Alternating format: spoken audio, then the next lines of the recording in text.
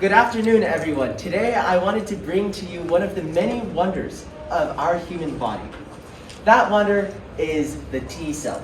Now, you must be wondering, what are T cells? What is the purpose that they perform in the body? And I will tell you right off the bat that T cells are the super fighters of our immune system. Let's take a look at what we will be learning today. First, we'll go over what T cells are and what they do. Then we'll go through what really makes T cells really unique to their own cell compatriots. Then we'll look at the general life of a T cell. So what can you expect to see the T cell doing during its lifetime? And finally, what can go wrong with T cells?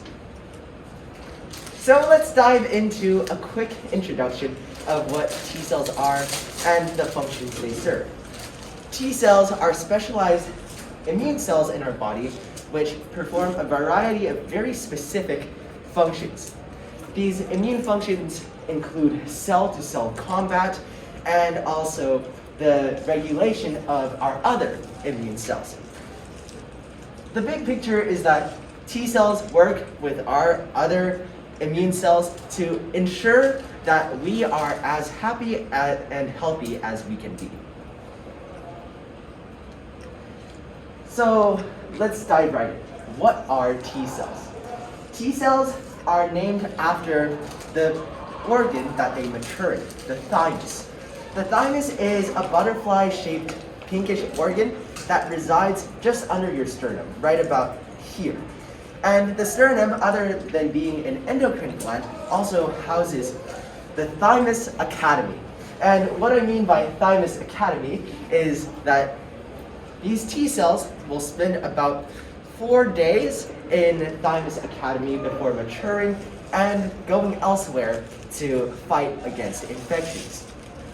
But let's take a step back and take a look, what are the two types of T cells? We have helper Ts and cytotoxic Ts.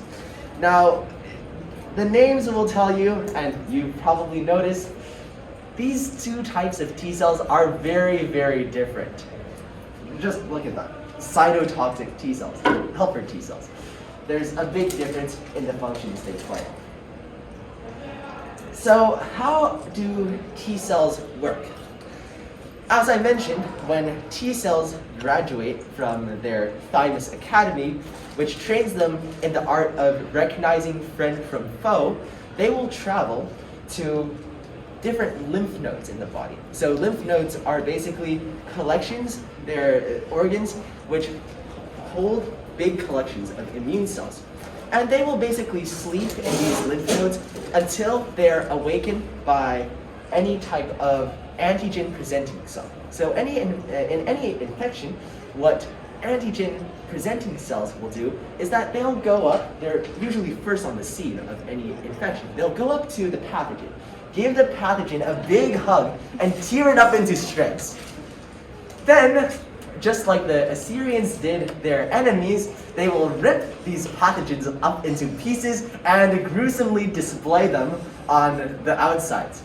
How do they do this? They use MHC proteins, which are present on the surface of any T cell, any immune cells.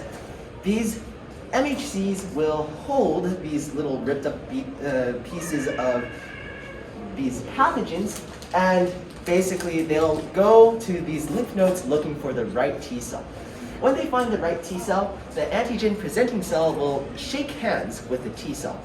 What do I mean by shaking hands with the T cell? Well, on the surface of T cells have special receptors that make them unique. So the antigen presenting cell will reach out its MHC, which has the ripped up part of antigen on its surface, and it will come in contact with the T cell receptor. If the match is true, if it's a good match, then the T cell, what happens is that the T cell receptor will travel along its surface closer to one of the regular T cells membrane proteins called CD8. When CD8 comes in contact with the T cell receptor, then this T cell is awoken. When a T cell is woken up from its dormancy, it will start reproducing, rapidly just dividing, and going on to other lymph nodes to activate B cells, which we may be talking about later on, and finally go to the site of infection to help. Then let's look at one of the main fighters of cell-to-cell combat. Cell-to-cell combat is what these cells are specialized in, and as you can probably infer, cytotoxic T cells are, in many words, the killers of our immune system. And they have been shown to perform this function so well that doctors and scientists have nicknamed them the serial killers of the body. So these cytotoxic T cells carry special enzymes, proteins, and even toxins in their bodies. And when they recognize a specific infected cell, then they will force this cell to undergo apoptosis, or programmed cell death. How does it do that? Remember the T cell receptors? What will happen is that cytotoxic T cells will swim around in your bloodstream to these infected sites. And when they shake hands with an infected cell, what happens is that these infected cells know that they're infected, but they can't really do anything about it, other than place, again, ripped up pieces of these antigens on their surface. T cells will then go, hey, wait a minute, this cell is infected. And that connection between the receptor and the MHC of the infected cell will open up into kind of a cellular mating bridge that we see in bacteria that the T cell will then use to transfer toxins and enzymes inside to the infected cell. They perform this function so well, and we'll see next how they do that. So, yes. And we'll go on and watch a video on how T cells perform this. So, T cells can recognize these infected cells by the special MHC they produce on their surface. And actually, cytotoxic T cells have different ways of attacking intruders. This video is an example of a T cell attacking an infected cell. In this case, it's a cancer cell.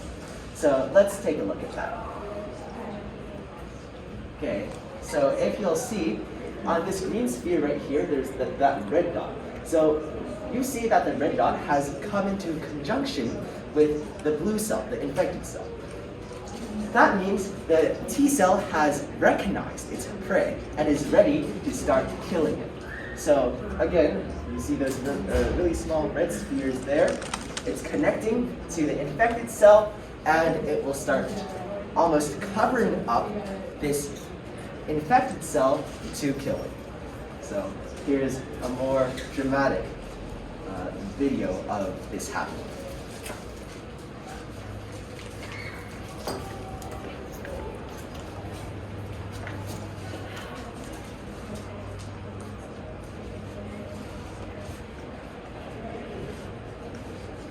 Okay, so just a note here, remember the red spheres are the proteins that are being monitored, and when they come in contact with each other, meaning the MHC and the receptor come in contact, they will shake hands and the T cell will know exactly what to do. But now let's look at some of the cytotoxic T cells' more benevolent cousins, the helper T cells. Helper T cells will not go out of their way to attack and destroy as their cytotoxic cousins will, but their function is undoubtedly just as important. Helper T cells play supporting roles to the rest of our immune cells. They do this by stimulating these different immune cells to keep fighting, and also to activate other powerful cells such as the B cell, which produces antibodies. How do they communicate? They use a special protein shown here called the B7 protein. They will omit these different proteins and start to signal different cells, its compatriots, that, hey, you're needed. You can't die yet. So we will need to keep fighting until this infection is controlled. So helper T cells are extremely important parts of our immune system, and that is undoubtedly one of the most important. T cells are truly unique from what we see. Here we see two major aspects of what makes T cells much different from any other immune cell. First is their function, and second is their molecular chemical their chemical makeups. So here we see the function. T cells are unique in that no other cell in our body can perform what they are programmed to do. So the loss of any T cells in your body will be coupled with disastrous management of further infections, which we'll later see in some disease case studies. Then we also see what makes their membrane proteins very unique. Other than the unique CD8 protein on the surface of such cells, they also have special receptors formed with an alpha protein chain and a beta protein chain joined together. Now that we know generally how T cells are different and the functions they take over in the body, let's follow just a tiny little T cell through its journey of around these infection sites and its regular lifespan. T cells, like most other blood cells, are created from our blood marrow. So red blood cells, other white blood cells, they're created from our bone marrow.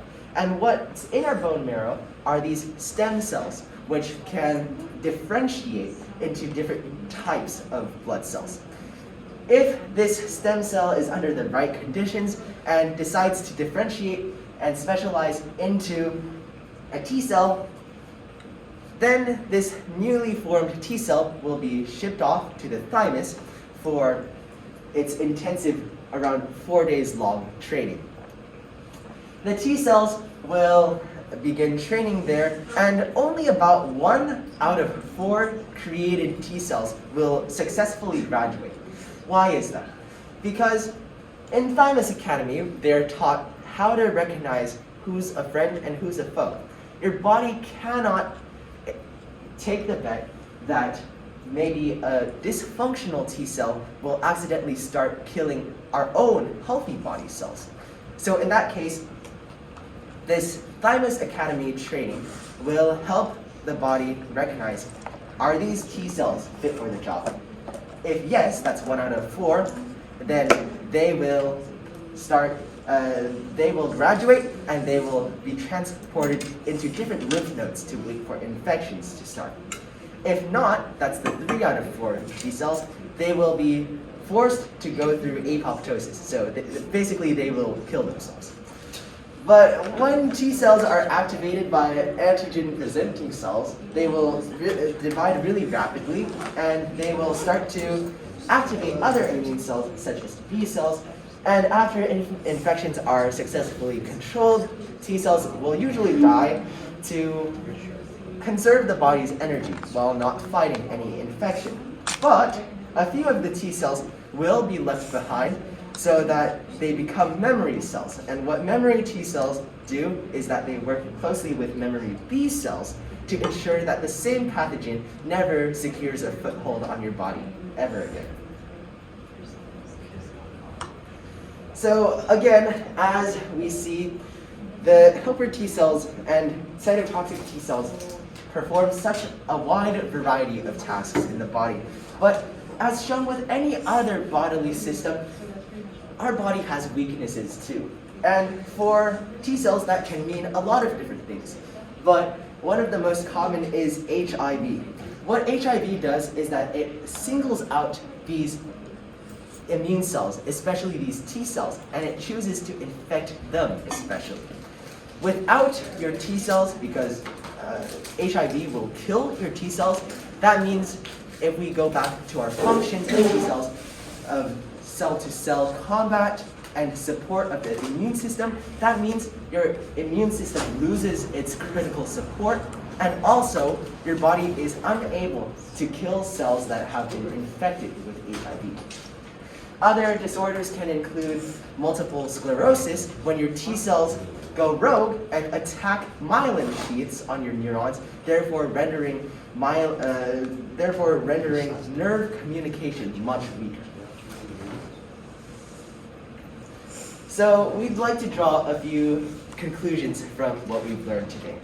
First of all, T cells perform a variety of very important functions in the body, and they definitely cannot be overlooked. They cannot be replaced by any other cells of the body. T cells will help in the crucial support and stimulation of the immune system, and also be involved in mopping up any pathogens left behind. But with what we've learned today, I'd like to emphasize that the body is a collection of systems working collectively. No part can be left out. Everything must work in conjunction. When one part goes rogue, dies, gets destroyed, then our body cannot maintain us, the healthy and happy living beings.